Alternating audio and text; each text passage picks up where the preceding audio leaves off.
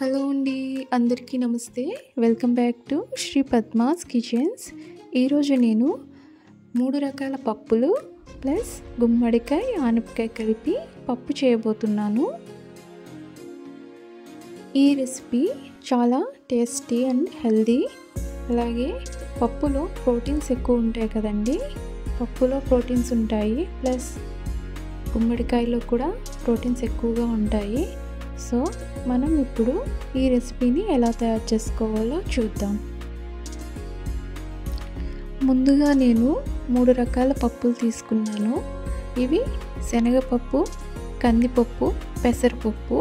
వీటిని ఒక అరగంట పాటు వాటర్లో పెట్టి నానబెట్టి ఉంచాను. పప్పుని వండడానికి ముందు ఎప్పుడైనా సరే మనం నానబెట్టి ఉంచుకోవడం వల్ల త్వరగా కుక్ అయిపోతుంది.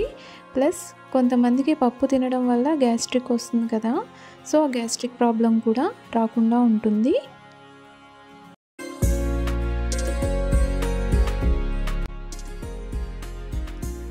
నీట్గా క్లీన్ చేసి పెట్టుకున్న ఆనపకాయ ముక్కలు ప్లస్ గుమ్మడికాయ ముక్కలు, అలాగే 2 మీడియం సైజ్ టమాటోలు, 4 నుంచి 5 పచ్చిమిర్చి కట్ చేసి పెట్టుకోవాలి.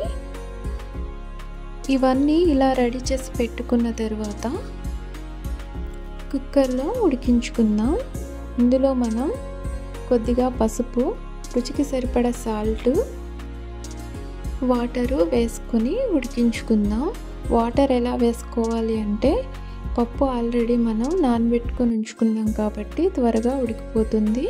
సో అందుకని ఈ ఆనపకాయ ముక్కలు, గుమ్మడికాయ ముక్కలు వేసాం కదండి, అవన్నీ మునిగేంత వరకు కూడా వాటర్ వేసుకుంటే సరిపోతుంది. వాటర్ వేసిన తర్వాత 3 విజిల్స్ వచ్చేంత వరకు కూడా మూత పెట్టుకొని ఉడికించుకోవాలి. పప్పుని ఇలా ఉడికించుకున్న తర్వాత దీన్ని మనం తాలింపు వేసుకుందాం. ఇప్పుడు తాలింపు కోసం ఒక కళాయి పెట్టుకొని ఆయిల్ వేసి, ఆయిల్ హీట్ అయిన తర్వాత జీలకర్ర, వెల్లుల్లిపాయలు, పొట్టు తీసుకుని దంచుకొని పెట్టుకున్న వెల్లుల్లిపాయలు, ఆవాలు, 1/2 స్పూన్ వరకు కూడా కారం, కొద్దిగా బెల్లం వేసుకోవాలి.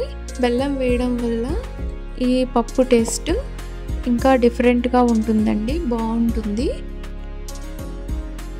బాగా ఫ్రై అయిన తర్వాత మనం ఉడికించుకొని పెట్టుకున్న పప్పు వేసుకొని కలుపుకోవాలి. అంతేనండి, ఎంతో రుచికరమైన పప్పు రెడీ అయిపోయింది. ఇందులో మనం ఆనపకాయ వేసాము, గుమ్మడికాయ వేసాము, అలాగే 3 రకాల పప్పులు వేసాము. ప్రోటీన్ చాలా ఎక్కువగా ఉంటుంది, హెల్త్కి చాలా మంచిది. సో మీరు కూడా ట్రై చేయండి. వీడియో నచ్చితే లైక్, షేర్, కామెంట్ చేయడం మర్చిపోకండి. Thank you for watching.